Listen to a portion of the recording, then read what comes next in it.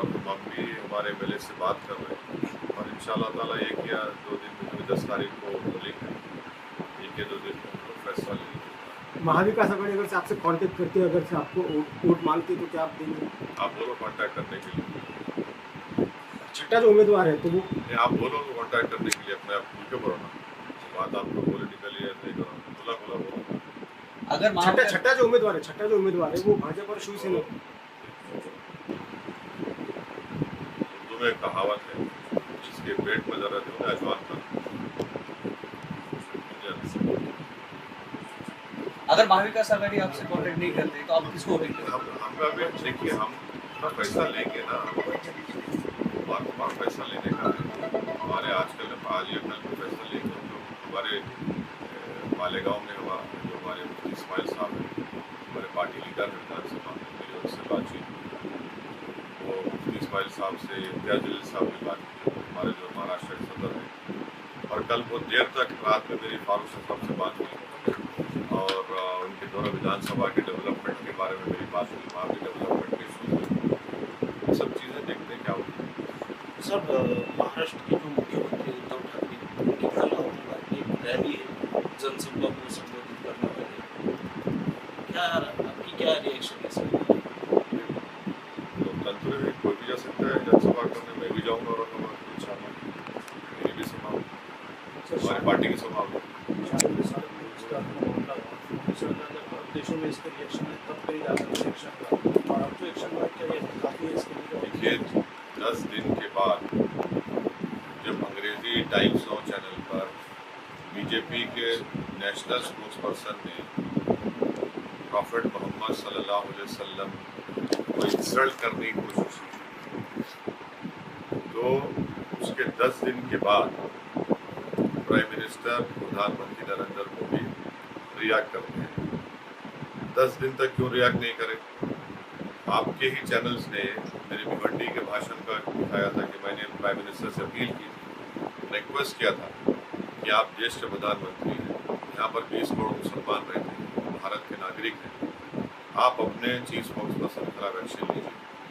आप नहीं लिए, आप 10 दिन के बाद एक्शन लेते हैं। क्यों एक्शन लेते हैं भाई? क्योंकि जब देश के वाइस प्रेसिडेंट प्लेन में है, कतर को लैंड करने से पहले कतर की सरकार कहती है कि हम वाइस प्रेसिडेंट के का जो बैंक्वेट था उसको कैंसिल कर रहे हैं। जब वो लैंड करते हैं, कतर की सरजमीन पर है वाइस प्रेसिडेंट वेंकैया नायडू साहब, तो कतर भारत के एम्बेसडर को बुलाकर डिमार्च दे देता है और कहता है कि आप माफ़ी चाहो, आपके बीजेपी के स्पोक्स पर्सन ने रसूलुल्लाह सल्लल्लाहु अलैहि वसल्लम को इंसल्ट करने की और अनाप शनाप में बता। इससे बड़ी तकलीफ और तौहीन नहीं है भारत के लिए कि हमारा देश का वाइस प्रेसिडेंट एक फॉरेन कंट्री में है और पड़ोसी फॉरेन कंट्री के लोग जो मेज़बान भी हैं और हमारे एम्बेसडर को बुलाकर ये कहते हैं। जब तक 16-17 ममालिक ने इस पर अपना रिएक्शन दिया है, तो देश के प्रधानमंत्री को समझने की ज़रूरत है कि आपकी सरकार, आपकी पार्टी खुद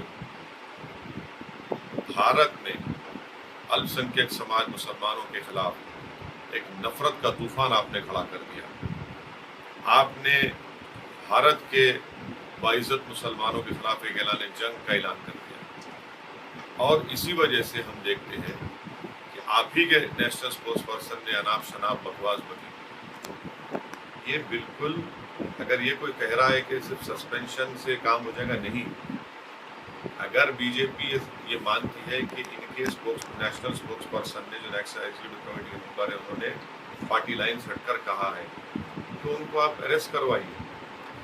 ये क्या बात है भाई कि आप खाली सस्पेंड करके समझ रहे हैं कि नहीं, आप उनको अरेस्ट करवाइए, कानून को इस्तेमाल करिए। अगर कोई फेसबुक पर या ट्विटर पर या कोई वीडियो बनाकर नरेंद्र मोदी के ऊपर अनाप शनाप बक देता है देश के प्रधानमंत्री, तो आप 24 घंटे में अरेस्ट कर लेते उसको। और हमको सबसे बड़ी तकलीफ इस बात की है भारत के मुसलमानों को कि हम 10 दिन से कह रहे हैं, आप हमारी बात को सुनते नहीं, हमारी तकलीफ को, हमारी पीड़ा को नहीं समझते। मुसलमानों के लिए सबसे बड़ी चीज़, सबसे महबूब चीज़ जो है वो प्रॉफेट मोहम्मद सल्लल्लाहु अलैहि वसल्लम की ज़ात गिरामी है। उससे बढ़कर कोई चीज नहीं हमारे लिए। आप हम पुकारा नहीं सुन रहे, आप कोई फॉरेन कंट्री के लोग इस पर बोलते हैं तो आप रिएक्ट करते हैं। भाई हमारी तकलीफ को आप क्यों नहीं सुनेंगे? तो देश के प्रधानमंत्री जो भारत के मुसलमानों को इन फॉरेन कंट्रीज के प्रिज्म से देखते हैं, वो उनकी गलत सोच है। वो उनको जब उनके देश का नागरिक पुकार कर कह रहा है हाँ वो मुसलमान है, मगर उनको ही सही था कि वो इन मुसलमानों की पहली बात सुन लेते और उनकी तकलीफ को समझते और उसी वक्त एक्शन ले लेते। आप 10 दिन के बाद एक्शन लेते तो आपका एक्शन जो है हालत मजबूरी में आपने लिया। और हम देश के प्रधानमंत्री को और भाजपा के लोगों को बता रहे हैं कि 6 मिलियन भारत के लोग इन गल्फ कंट्रीज में रहते हैं। 55% रेमिटेंस इन कंट्रीज से भारत को आता है, फॉरेन एक्सचेंज। अगर उनकी सेफ्टी का प्रधानमंत्री क्यों नहीं सोच रहे? फिर अगर वहां पर लोग भारत के लोगों के ऊपर तकलीफ देना शुरू कर देंगे उनको, खुदा ना खास्ता, क्या प्रधानमंत्री क्या करेंगे? जब तो देश के प्रधानमंत्री को ना सिर्फ देश के भारत के लोगों के बारे में सोचना है, बल्कि जो भारत के लोग 6 मिलियन लोग यहाँ पर रहकर मेहनत मजदूरी कर कर फॉरेन एक्सचेंज रेमिटेंस भिजा रहे हैं, उनके बारे में उनको सोचना पड़ेगा। हमारी फॉरेन पॉलिसी बिल्कुल खत्म होकर रह गई। देश में जो नफरत का माहौल है वो फॉरेन पॉलिसी में प्रधानमंत्री लाना चाहते हैं। और खतर में जो भारत के एम्बेसडर है वो किस बुनियाद पर कह रहे हैं कि फ्रिंज एलिमेंट थे? वही नेशनल पार्टी का स्पोक्स पर्सन जो रूलिंग पार्टी का है, फ्रिंज हो सकता है क्या? फ्रिंज नहीं है, वो मेन एलिमेंट है, बल्कि वो फ्रंट ब्रिगेड है। तो इसीलिए हम भारत के प्रधानमंत्री से कह रहे हैं कि आप इन चीज़ों को रोकिए। मुझे यकीन है कि ये चीज़ें रुकने वाली नहीं है। फिर आप देखेंगे बैक टू बिजनेस जो बोलते हैं 8-10 दिन के बाद फिर शुरू हो जाएंगे। आए दिन रसूलुल्लाह सल्लल्लाहु अलैहि वसल्लम को इंसल्ट करने की कोशिश, ख्वाजा अजमेरी, सुल्तान हिंद ख्वाजा गरीब नवाज की शान के बारे में इंसल्ट करने की कोशिश करते हैं, अनाप शनाप बकते हैं, मुसलमानों को आए दिन गालियां देते हैं, इस्लाम को गालियां देते हैं। ये क्या हो रहा है? फिर ये इसको रोकना चाहिए देश के प्रधानमंत्री को, और उनकी पहली जिम्मेदारी है कि इसका नोट लें। राजा सिंह ने इसी सिलसिले में बयान दिया है, होना चाहिए, यहाँ पर भी कंप्लेन किया नांदेड़ में। और मोहन भागवत जी ने एक बयान दिया था कि हर मस्जिद के आगे नीचे ऐसे मंदिरों के अवशेष और मत तलाश करो, कुछ ऐसे बिल के सब ड्रामा है ये थोड़ी। मोहन भागवत का ये जो पिटिशनर्स गए ज्ञानवापी में, मथुरा में, क्या इनका ताल्लुक आरएसएस से नहीं है? इनका ताल्लुक आरएसएस से है। बजरंग दल बनाई गई 1984 में 3 मकसद के लिए, राम मंदिर के लिए, काशी के लिए और मथुरा के लिए। ये पिटिशनर्स को रोकिए ना फिर आप। ये तो आपके बंदे हैं पूरे, आप ही के आइडियोलॉजी के लोग हैं पूरे ये लोग। ये क्या बात है कि आप ये बोल रहे हैं कि अरे आपके पार्टी के लोग स्टेटमेंट दे रहे हैं। तेलंगाना का आपका बीजेपी का सदर कह रहा है कि मस्जिद खोदो, हर मस्जिद खोदना पड़ेगा, उसमें क्या करेंगे आप? और मोहन भागवत साहब बार बार ये कहते हैं कि मुसलमानों के पूर्वज हिंदू थे। आपको कैसा मालूम भाई? अगर आपको मालूम तो फिर क्या मोहन भागवत के पूर्वज बुद्धिस्ट थे क्या, जिनको जबरन फोर्सिबली मजहब तब्दील कर दिया गया उनका? बार बार कहते हैं। कैसा कहते हैं भाई आप? और कहते हैं कि इस्लाम आक्रमण करने वालों की तरफ इस्लाम आया केरला में, ट्रेडर्स की तरह से आया, उलेमा की वजह से आया, सूफियों की वजह से आया। और भारत की बल्कि पूरे बरे-सगीर की पहली मस्जिद तो केरला में बनी, और जिसका मिनिएचर रेप्लिका जो है भारत के प्रधानमंत्री नरेंद्र मोदी सऊदी अरब के बादशाह को दिए। क्या बोल रहे हैं वो लोग? भारत कैसे बना? मैं फिर से कह रहा हूँ, भारत बना जो पूरा बरे-सगीर है, जो मौजूदा इंडिया, पाकिस्तान, बांग्लादेश, अफगानिस्तान, बर्मा, भूटान, नेपाल है, इन सब इलाकों में प्रूवन हो चुका है कि 65,000 साल पहले अफ्रीका से लोग आए थे, फिर 50,000 साल पहले ईरान से किसान आए, फिर सेंट्रल एशिया, ईस्ट एशिया से आए, तो ये बना पूरा।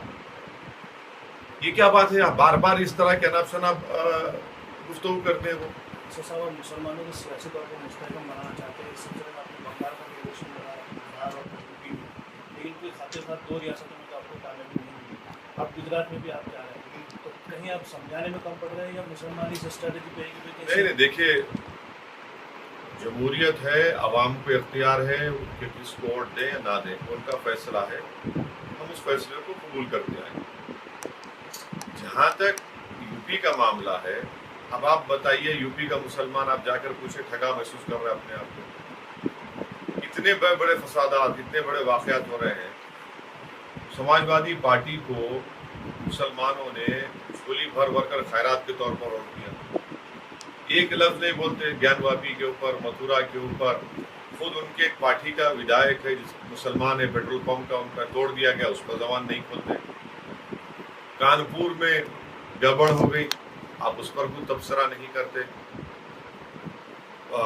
आपके बदायूं में एक जगह, एक मुकाम पर एक मुस्लिम लड़के को पुलिस वाले मारकर उसके रेक्टम में लकड़ी डाल देते हैं, आप कुछ नहीं बोलते।